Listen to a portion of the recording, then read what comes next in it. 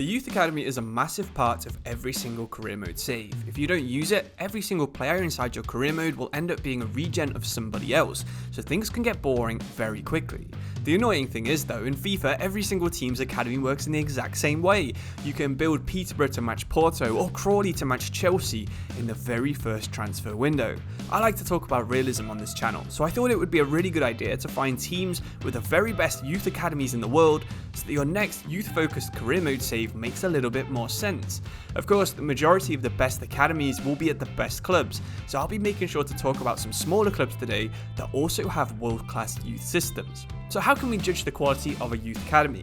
Well, I could do an analysis on how good the average player is in FIFA, or I could judge how many players from each team are in each national team squad, but instead we'll just be using the Football Manager 24 database. Thanks to the editor that just released, we can actually select every team that's in FIFA as well and rank them based on one of three things that Football Manager uses to judge youth academies. The first thing they use is something called youth recruitment. This is a stat that judges how good each team is at signing players from different locations. On FIFA, this could be basically how far your youth scouts can go away from your country. Some academies like Bilbao can still be world class but only be looking in one very small area. Others like Real Madrid will be looking all across the world, signing players from France, Spain, Portugal, South America. Wherever the good talent is, Real Madrid will be there. Junior coaching is the second stat, and this is a little bit harder for you to actually incorporate into your career mode save. This is roughly the same as only picking players with high values in FIFA, because it's just about how high the overall each player is produced with. This one's totally up to you, and it's actually quite hard to try and recreate inside career mode. Finally, clubs are also judged on youth facilities, which is the amount of potential each player is generated with. To make things simple, this is basically how good the training facilities are at the club and how much potential the young player will be generated with. Inside career mode, this is basically having really good coaches, or if you're in an older game, putting your youth players into the training system.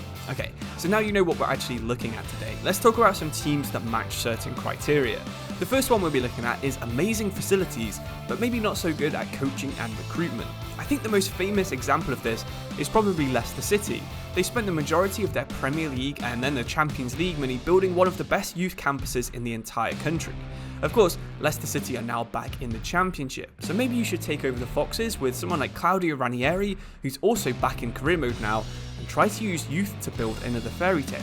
The majority of the Leicester Academy comes from the English East Midlands, so stick your youth scouts in England, Wales and Scotland, and maybe try and keep them limited to a maximum of 3 stars on judgment and experience until you get promoted back to the Premier League.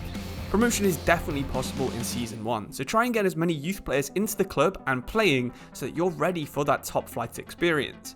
Football Manager doesn't quite rate Southampton as highly as they do Leicester, but they're another very similarly sized club in the exact same position, really good facilities, whereas the youth staff probably aren't as good as they could be. They also require promotion back to the Premier League, so you can try and flood their team with top quality English talent as well. Club Bruges are another team with world class facilities but only just about average staff. This means if you limit yourself to having scouts with maybe a maximum of 4 stars, put as much money as you can into your training staff instead, I think Bruges could be a top quality youth-based career mode save. Inside career mode, Belgium has this really cool structure where the top half and bottom half of the league split after 30 games, and of course, the last Belgium golden generation didn't quite bring the World Cup back to Belgium. If you don't like the look of Bruges, then Standard Liège and Genk are also Belgian teams with very similar stats when it comes to their youth academy. Basically, if you pick one of the teams we've just mentioned that has really good facilities but not very good staff, I would say that go for the best training staff that you possibly can, but maybe sacrifice a couple of stars here and there when it comes to youth scouts.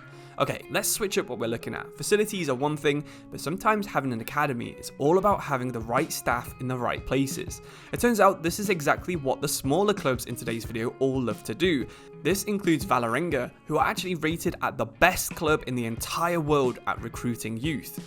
With a perfect 20 out of 20 when it comes to youth recruitment, Vålerenga aren't just looking in Norway, they're looking across all of Scandinavia, all of Europe and also all of Africa for the very best talent available anywhere in the world.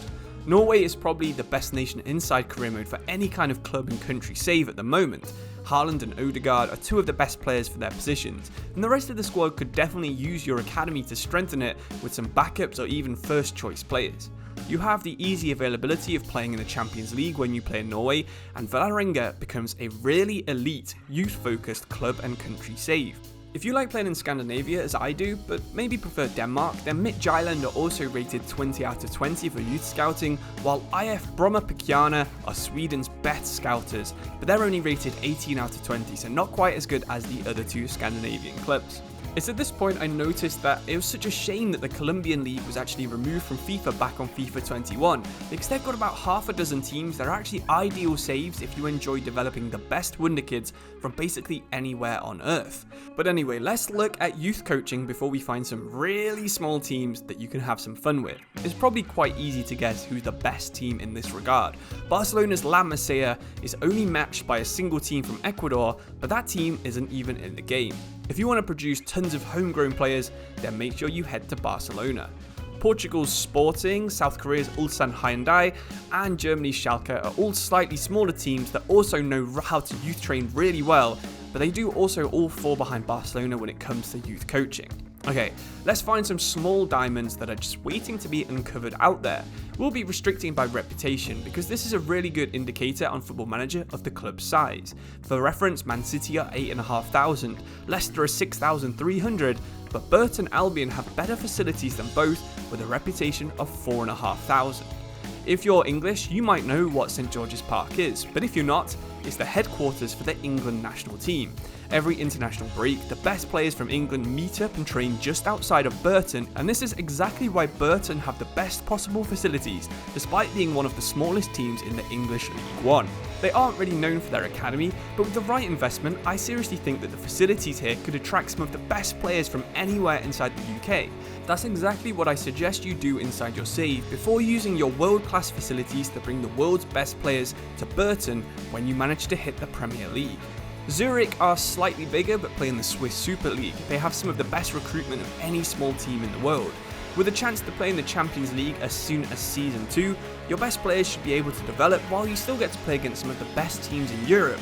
This is kind of a similar situation to Burton, but a little bit further advanced. While Burton you have to do the road to glory, Zurich are basically in the same position with a squad that's already pretty good and they are able to qualify for Europe in Season 1. Outside of Europe, the A-League has 6 teams that are actually top tier for their academy. They have Western Sydney Wanderers, Melbourne City, Sydney FC, Melbourne Victory, Wellington Phoenix, and the Mariners. They're some of the best academies in Asia, so if you want to make a Pentagon challenge even harder, why not see if you can do one while playing Youth Academy only and starting in Australia.